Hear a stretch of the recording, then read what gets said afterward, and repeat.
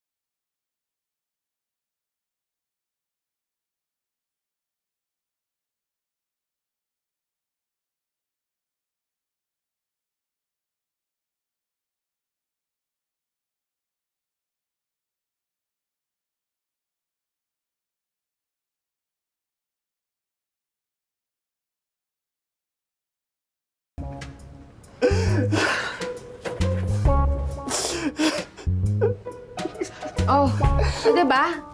Sorry.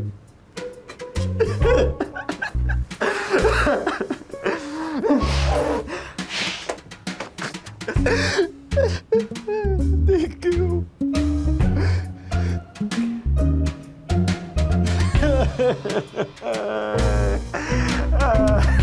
Alam mo ikaw, ilang buwan ka nang pabalik-balik sa shop na yun. Parang di ka naman nakaka-move on. Hindi naman kasi agad-agad yung pag-move on. Ganito na lang, mag-spend na lang tayo ng quality time. Pwede tayo manood ng rom-com. O kaya sige, kung ayaw mo yon, magmukbang na lang tayo ng mga favorite food mo. Alam mo, mas effective yun, feeling ko. Para naman maging happily taken ka, no? Tulad namin na baby ko! Gusto mo sa bahay niyo ako magbasag ng plato at appliances? Okay lang. Basta papaltan mo, ha? Di na. Ayoko rin namang idamay ka sa pagbibitter ko eh. Ano ka ba? Trabaho ko yon. Best friend mo ko, di ba? Love you! Love you too. Yeah.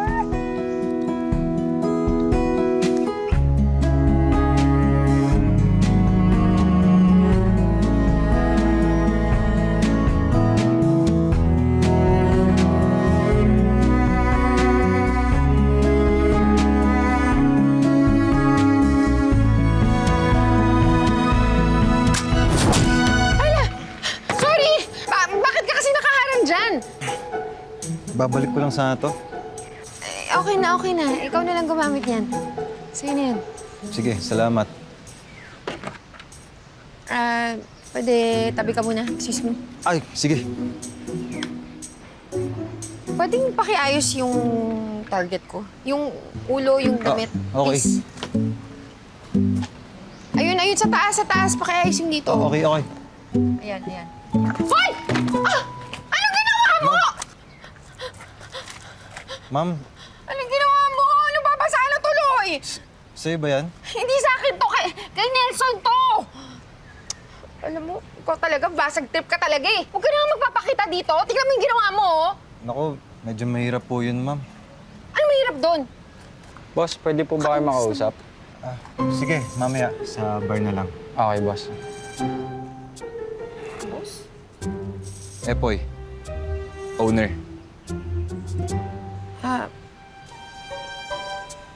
Tin. Customer.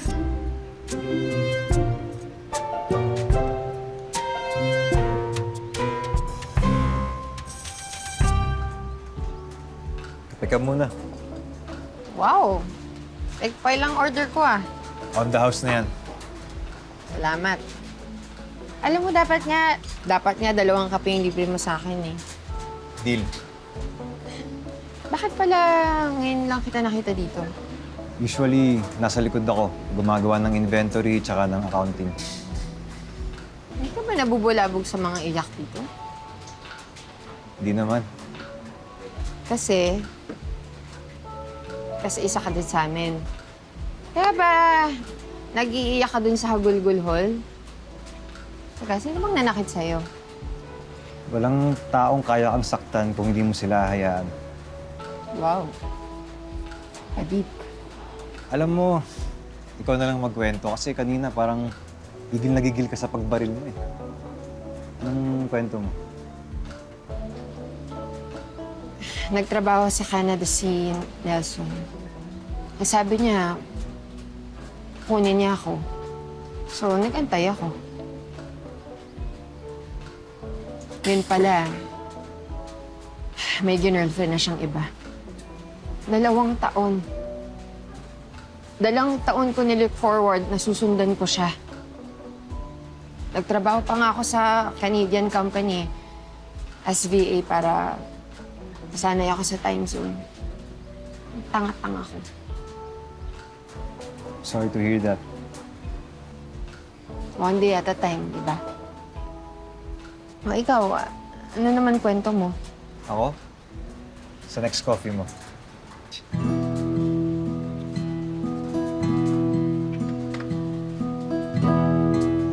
Magkikwento ka o tatamaan ka?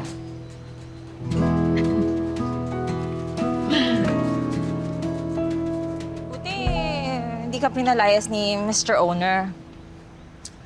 Maka naman siya mabait. Kahit nakakainis minsan. So, cute ba? Yeah! Ano ba? Di pa ako ready. Ops!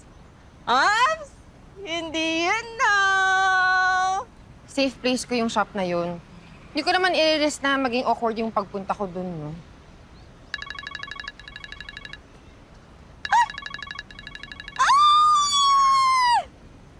Arte nito.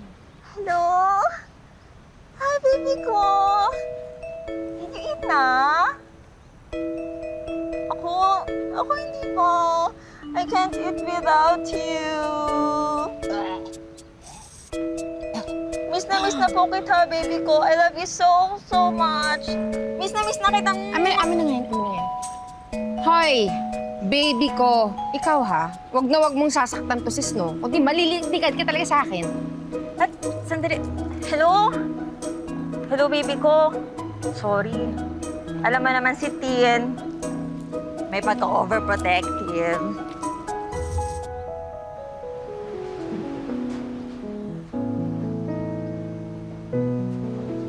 Ang ginagawa mo?